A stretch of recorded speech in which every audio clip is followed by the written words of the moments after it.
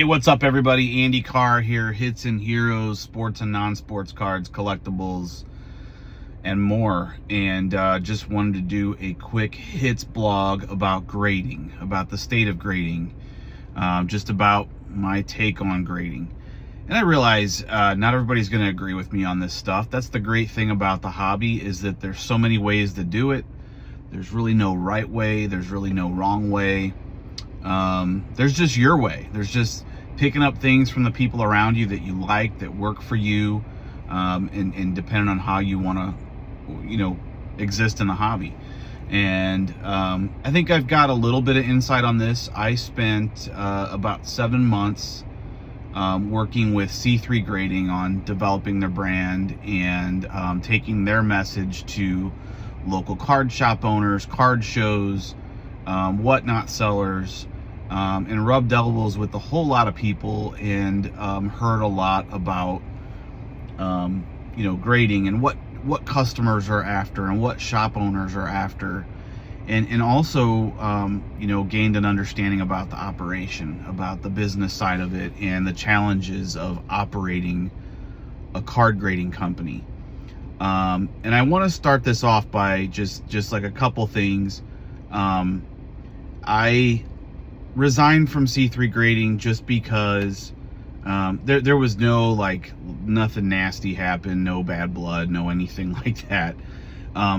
Really just kind of got to a lot of people contacting me for status updates on orders. And I'm in St. Louis, and the card company's in Florida, and I have a full-time business. I really was doing C3 as kind of a labor of love, and just something that I wanted to learn about in the hobby. And it was great. And I just kind of decided, like, if I can't really be helpful, I just want to get out of the way. So I'm still going to send cards there. I'm still going to be a customer. I still have tremendous respect for Eddie. Just couldn't really figure out a way to make it work for me. And we had some things we didn't see eye to eye on. I felt like we should have done a better job of building a lead funnel for me, and getting people who were interested in setting up their shop to contact me.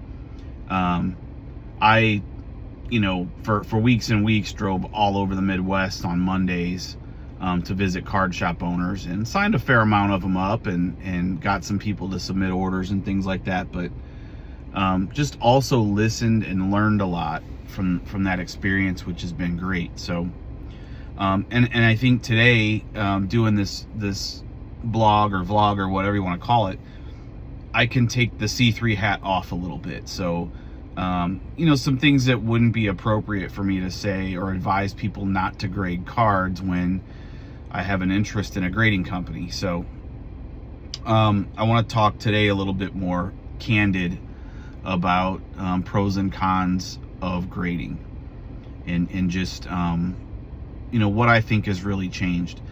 And I think the biggest thing, my biggest issue, and what I learned about grading, is that there's this conventional wisdom, and you see it when you start to talk about smaller grading companies, unknown grading companies, or lesser known grading companies, those B tier. The lay of the land is you have PSA, and then the properties that PSA owns. You have SGC, which is more known for vintage. You have BGS, which is widely used, widely respected. Not my cup of tea personally, but and then you have CGC, CGC is probably like the fastest growing right now. And then you have Tag, and that's kind of the upper echelon. Tag, sits at the bottom of that upper echelon. And then you've got a whole host of what I would call like B and B plus. I think C3 is a B plus level company.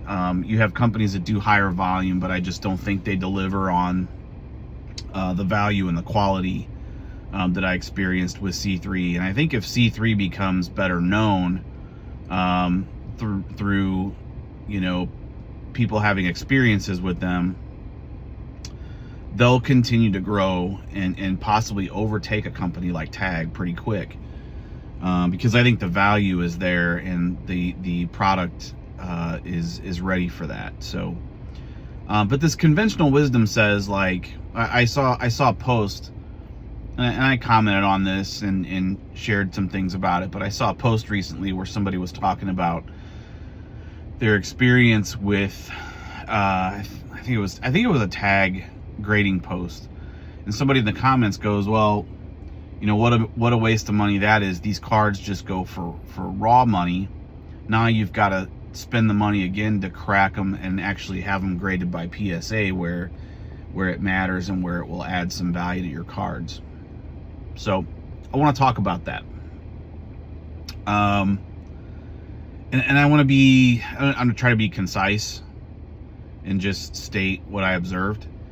There are two worlds in the hobby. There's eBay and there's everywhere else. And on eBay, yes, PSA is king.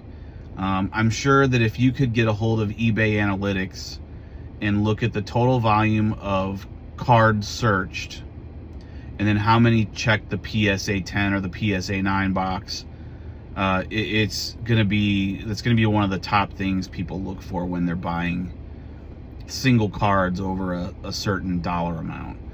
So no question, and I think that that's by design. If you look at the relationship that PSA has, you know, now when you sell a more expensive card on eBay, it's got to go to PSA for authentication, even if it's one of their graded slabs.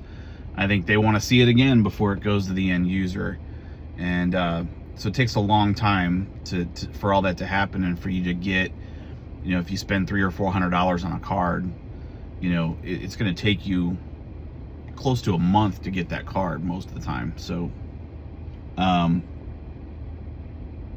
so there's definitely a relationship there, and we've definitely made some kind of a decision in the hobby that PSA is the best. And I spent hours talking to people about this in the hobby and shop owners and people that have been doing it for a long time. And my question is, why are they the best? Is PSA the most consistent? Do they have the best looking slabs? Do they have the fastest turnaround times? Do they have the best customer service? Are there policies about grading and their fees the most hobby friendly? Is their price the lowest? Is their value the best? That last one is where the controversy is. I think there is price and then there's value. And yes, PSA cards tend to transact higher, but when you think about what goes into that, a lot of time goes into that, usually a lot more money goes into that. Is the value really there? Are you really getting that return? And if you're selling on eBay or doing most of your sales online, obviously PSA is the most popular. But for those of us that are weekend warriors and do these shows, I see a lot of interesting things happening. One of which is people are not afraid of, and I would say even almost attracted to, new grading companies. My display cases currently are mostly C3 slabs that I've acquired over the last several months. I've been grading with C3 now for about 2 years, and so my cases are full of them. And people come up and they look at them and they're like, wow, you know, those look great. You know, who did those and what can you tell me about them? And I go through the whole thing, and I can't tell you how many people, I mean, people don't hesitate to buy. They don't hesitate to pay 90 to 95% of PSA comps. And then many times walk away saying, like, I'm going to try these guys out. I'm going to submit, because I go, yeah, like 3 to 5 weeks, $9, these slabs, no return shipping, you know, all those things come into play, and people are like, yeah, you know, I'm gonna check it out. So That conversation has happened to me 100 times. And you know, that's something that I'm proud of is you know, I think the hobby does need alternatives. I don't think PSA is the only company capable of grading cards. In fact, you know, if you listen and learn, you know, they're not using the most technology. They're not spending the most time on your cards. Their backlog, their bottleneck has to do with the labeling. That's where the delay is in identifying the cards and creating the labels is what takes the longest, and where the bottleneck happens in most grading companies. You know, it takes them 30 seconds to look at it and assign a grade for them.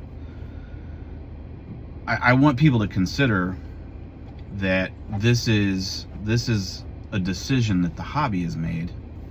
We've all kind of convinced each other that oh, you want to go with PSA, and we can change that decision just as easy. You know, we can start to appreciate and identify that there are many great card grading companies that offer value in different ways for different reasons. And I'm going to talk about a few things I've run into, because now, you know, the C3 hat can come off a little bit and I can speak freely. I'm still going to send a lot of cards to C3, don't get me wrong, but I've observed and learned about some other companies that I'm anxious to check out. And last week sent a submission to a company that I've known about for a long time called Rare Edition.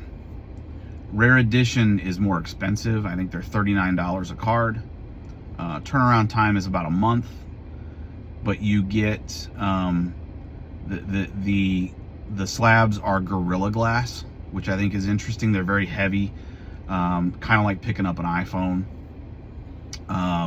They look awesome. The labels look awesome, and it's got like an NFT chip where if your card is in a case at a show, somebody can tap their iPhone or Android phone on it and pull up the grading report. Probably nobody ever uses that, but I just think it's really cool.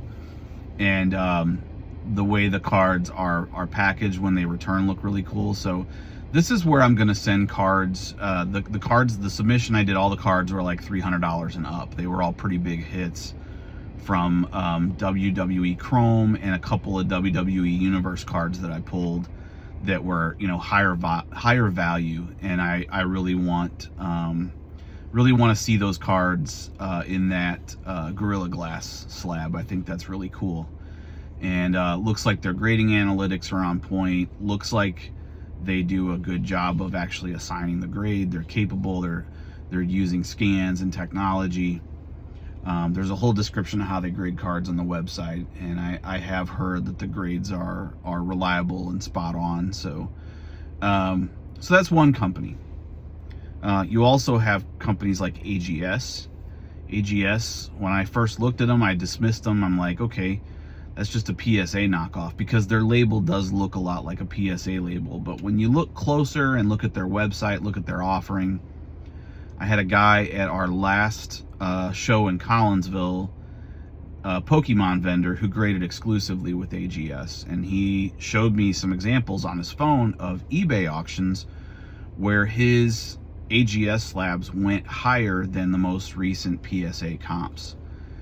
And you know, the grading reports look great, very similar to what Tag offers, where they give you like a heat map of the card, and different scans of the card for different purposes, and then you have all the data on the subgrades and how the card was graded.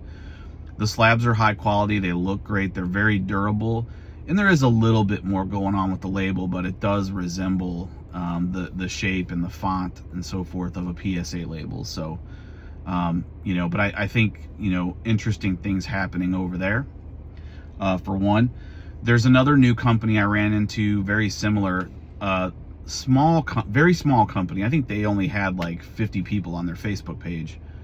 But it looks like they're at the point where they've got their product dialed in. This company's called Edge Grading. Very fast turnaround, like 5 days, 4 or 5 days. The slabs look great. They've got a unique label. It's kind of a muted label with some foil on it. Very attractive looking slabs. The rub here for me is I think they're priced too high. They're at like 20-25 bucks a card, depending on how many you do. And I just think for a new company, unknown, you've got to be, I think that's one of the things that Eddie gets so much volume from is he's at the right price point. I think Eddie's too low, but that's a conversation for another day. I think that $12 to $15 in a reasonable turnaround time and return shipping is nice.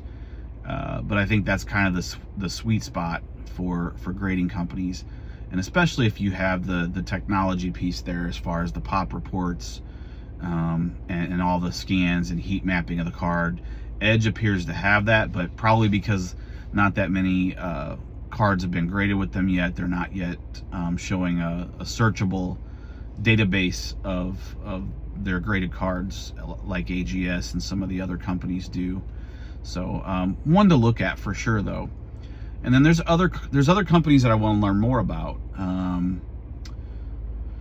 Companies like Titan Grading Services has some cool looking options. They were one that I was interested in. Electric card grading has always fascinated me, but I've heard mixed things. I don't know where they're at today, but they do the really custom labels that almost match the card.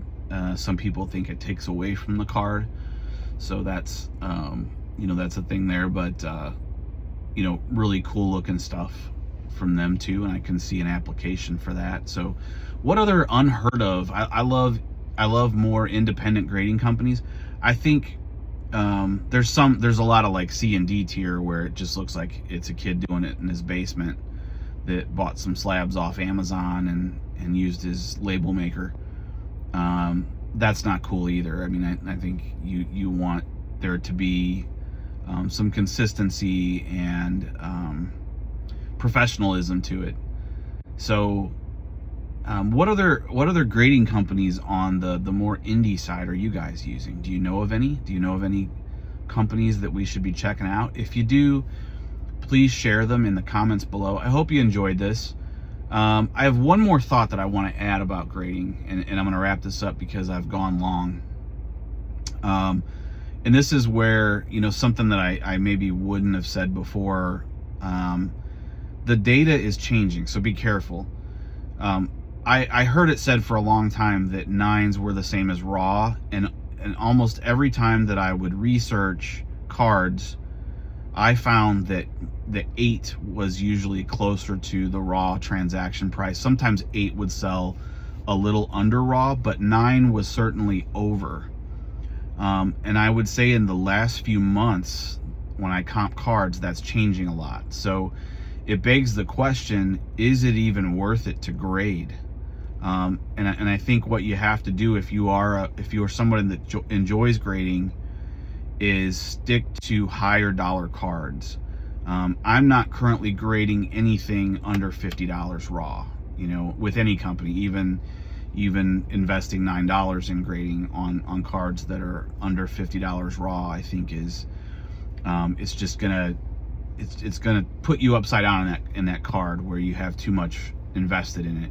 Even if you bought it right, you spend another $9, you're eliminating your margin unless you get a 10 now. So I think be careful with that. Use your own intuition and your own data. But for me, I'll still grade stuff that's over $50, certainly over $100. And my over $300 cards and my PC cards are going to rare edition at the moment, just because I'm fascinated with the product. So hope you enjoyed this 20-minute vlog about grading and all my ADD and my little opinions. If you have any other grading companies that you're using or you've had great experiences, please share those below. And Hits and Heroes over and out.